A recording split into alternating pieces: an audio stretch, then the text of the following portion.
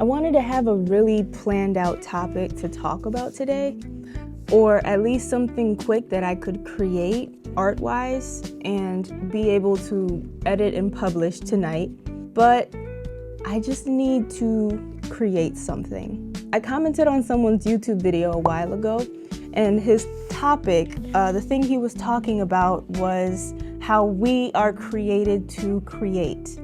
We don't necessarily create for money. We create because we were supposed to create, and the money is supposed to come afterwards. It's a byproduct of our creation. And because my words of the year are like consistency and diligence, and the thing that I'm working on as far as business is about branding and building rapport and building like a personal brand, all of that revolves around consistency. Repetition is reputation, and reputation is your brand. Your brand is who you are, what you stand for, how people know you as. I think 80% of defining your brand is what other people say you are, how other people view you, their perspective, and how they know you. I'm just seeing it all over the place, and it's like very, I don't know, it's just like validating the fact that it's my word of the year.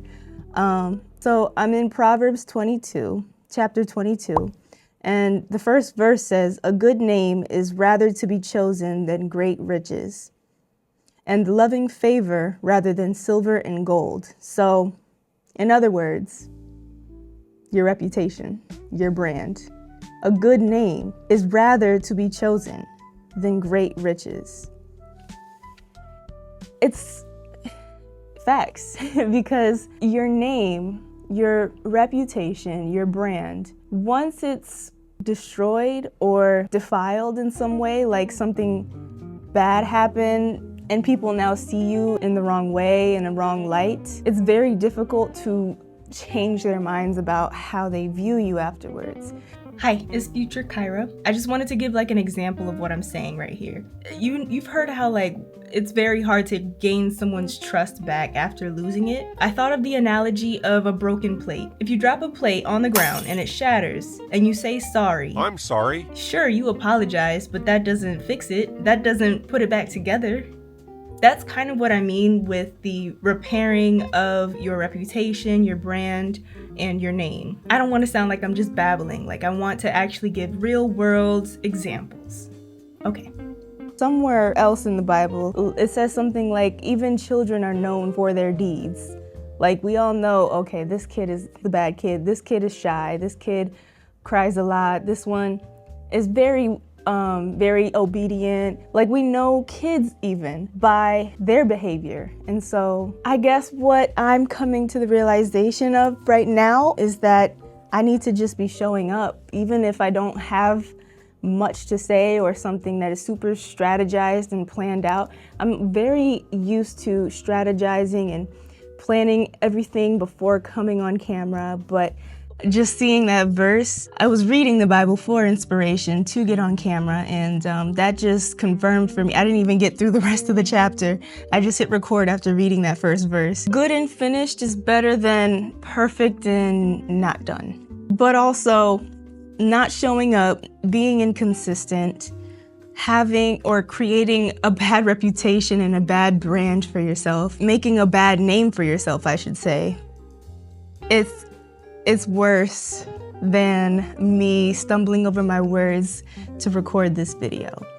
And I guess as a creator, as an artist, we have to show up for ourselves as well. I was thinking earlier how I felt a little bit rusty with trying to just jump into some sort of art project that had nothing tied to it, no client work, no money, no due dates.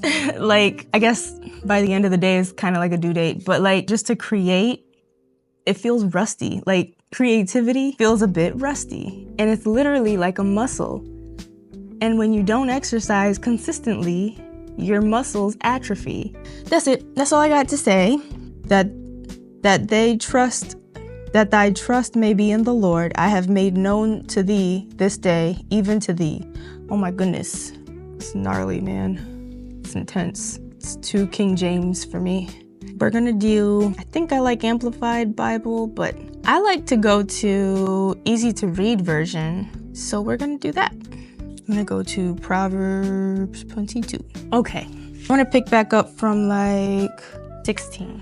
If you don't understand something in the Bible when you're reading it, go to the Bible app, any sort of Bible app really, and look at a different version of the Bible. There's like Message version, New Living Translation, so NLT, NIV, easy to read, amplified. Yeah, there's a lot of different versions of the Bible out there that can give you a better understanding of what the Bible is saying.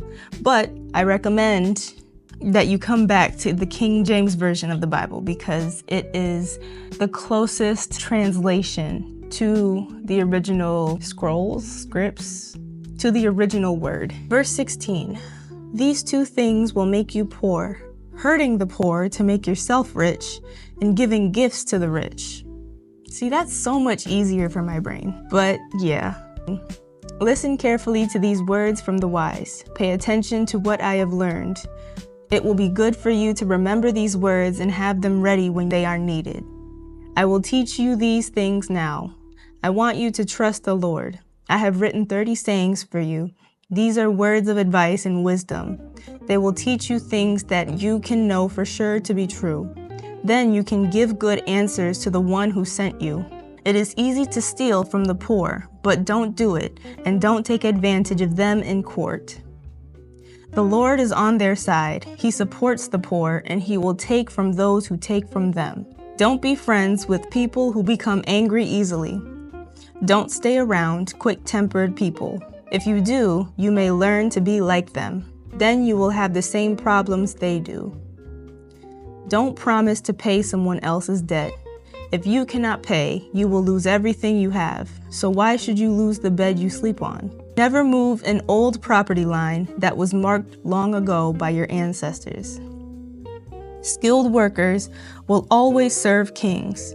They will never have to work for less important people. See, that's the one I am really trying to live out. Verse 29, that talks about skilled workers, people who are skilled in their field, their area of expertise. They're going to serve kings. They're going to serve people who got shmoney, who has a bag to spend on that service or product. It's a great way to end this chapter. To be that kind of skilled worker that is like requested by other kings and people high up, or people who have a lot of money to spend on your products, art, whatever. You have to be consistent and diligent in your craft. And the thing that you create and do and build and design, it has to be visited repetitively, consistently. And over time, your skill goes up, your reputation goes up, and so does your money. And eventually, the people who are up here too, they're gonna work with you.